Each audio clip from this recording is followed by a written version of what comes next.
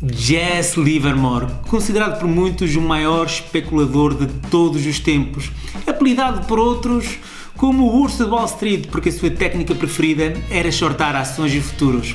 O seu maior feito foi, em plena crise de 1929, ganhar mais de 100 milhões de dólares num único dia, o que equivaleria hoje em dia mais ou menos de 1,5 bilhões de dólares. Sim, hoje vamos falar sobre as táticas, estratégias e claramente vida de Jesse Livermore. Eu sei que tu vais gostar do vídeo, por isso não me percas. Bom dia pessoal, bem-vindos ao Investidor Club, bem-vindos ao nosso canal. Antes de começarmos, gostaria que vocês se subscrevessem aqui no nosso canal, metessem aquele gosto para fazer o canal crescer e claramente partilhassem nas redes sociais se vissem que esse vídeo tem algum valor, ok pessoal? Ora bem, a vida de Jesse Livermore é conhecida, no entanto saíram alguns livros sobre a sua biografia. O livro mais importante ou mais conhecido de todos é Reminiscências de um Operador de Bolsa, de Edwin Lafferre, que na prática trata e fala sobre a vida de Jesse Livermore.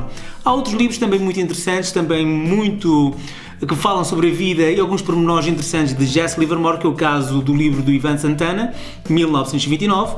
Também temos aqui o livro World's Greatest Talk, de Jesse Livermore. E claramente temos um livro que ele próprio escreveu, que é Como Operar em Ações, escrito pelo próprio Jesse Livermore. Por isso vocês têm aqui 4 livros muito interessantes, caso vocês queiram saber mais sobre a vida de Jesse Livermore. Vamos falar sobre alguns aspectos sobre o início da carreira, o fim da carreira, algumas táticas e claramente alguns assuntos muito polémicos. Por isso pessoal, eu sei que vocês vão gostar do vídeo, por isso vamos então começar este fantástico vídeo sobre a vida e táticas e segredos de Jesse Livermore. Muito bem pessoal, primeiramente temos que começar a falar sobre o início da carreira. Ora bem, ele não aprendeu logo a operar ações, mas no entanto teve muita sorte. E porquê?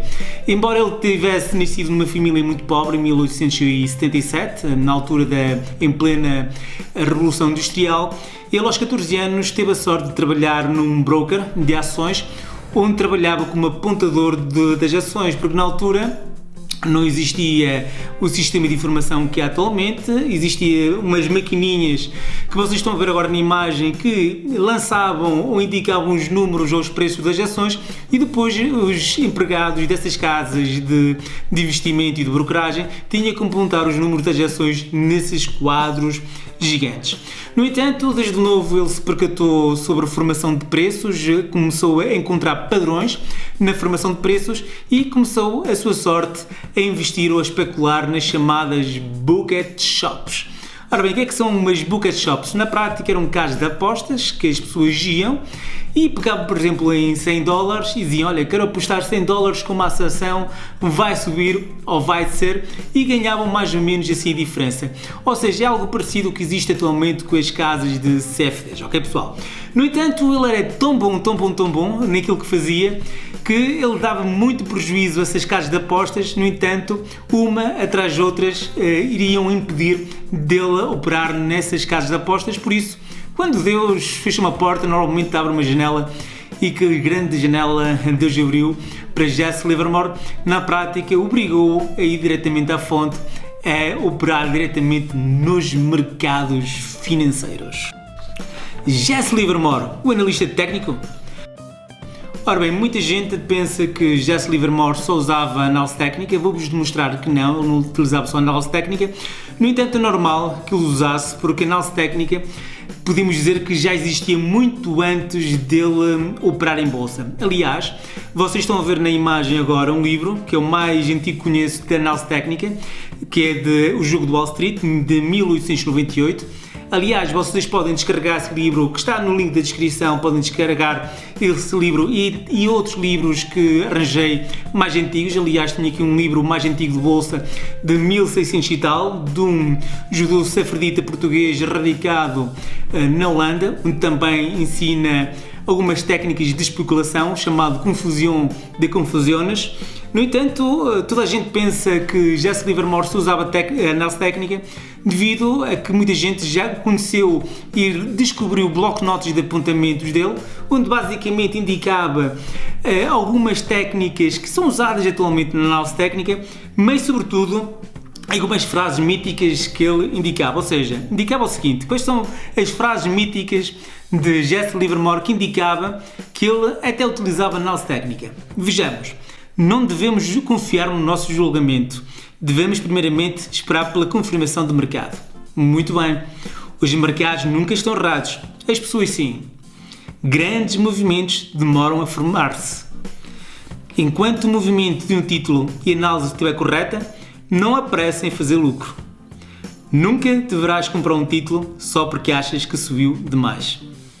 Usa sempre stop loss. Ora bem, eu posso vos dizer que uso sempre stop loss, não foi uma das técnicas que ele mais seguiu. Aliás, vamos ver no futuro, dentro de alguns minutos, que em gestão de risco, Jesse Livermore não respeitava as suas próprias técnicas. Jesse Livermore seria um investidor macroeconómico. Ora bem, nos vários livros que li sobre Jesse Livermore, aliás, livros escritos na própria pessoa, na pessoa número 1, indicava principalmente que ele gostava de ações em que houvesse algo fundamental por trás. Por exemplo, vou-vos contar aqui duas histórias muito interessantes. A primeira é que ele, para comprar ações de futuros, por exemplo, do cobre ou de algodão, se quisesse comprar uma empresa ligada a mineiros de cobre ou produção de algodão, primeiramente via os futuros do preço do cobre e do algodão. Porquê? Porque se o preço dos futuros estivessem a subir, claramente que a indústria exploradora também iria atrás, ou seja, ele olhava sempre para vários dados, também dados macroeconómicos de oferta e procura, para tentar perceber se ele estava dentro de uma subida com fundamentos ou sem fundamentos, porque o grande problema, e nós já vamos ver a seguir, dos anos 20 e até aos inícios dos anos 30, em que há efetivamente uma regulação do mercado norte-americano, eram as manipulações de bolsa, que já vamos falar a seguir, em que de certa forma destruíam fortunas. Por isso ele muitas vezes tinha que se apoiar na parte fundamental da oferta e procura de cobre ou de algodão ou dados macroeconómicos para fundamentar as suas compras. Aliás, ele até era um bocado de value. Uma das histórias mais interessantes que eu vi sobre ele foi quando ele estava interessado em comprar uma empresa, ações de uma empresa, foi entrevistar o administrador e o administrador, para lhe explicar o funcionamento da empresa, em vez de pegar numa folha de rascunho velha, então pega numa folha timbrada, que na altura eram caríssimas, e começa, de certa forma, a fazer um diagrama de como é que funcionava a empresa. Ora bem, Jesse Livermore viu que o homem, de certa forma, não poupava e era um esbanjador de recursos, por isso o que ele fez não foi comprar a empresa, mas sim shortar a empresa. Jesse Livermore, o manipulador de mercados. Ora bem, como vos disse há bocadinho, até os anos 30 era normal haver manipulação na Bolsa de Mercados da Bolsa de Nova Iorque, também de Londres, entre outras, porque não havia nenhuma regulação, nem havia, de certa forma, leis que proibissem pessoas manipular ações. Uma das táticas preferidas do mercado, e claramente que Jesse Livermore aliou-se a muitos pulos, foi sem dúvida um grupo de investidores unir-se, comprar uma determinada ação, contratar um ou dois jornalistas para falarem bem dessa ação.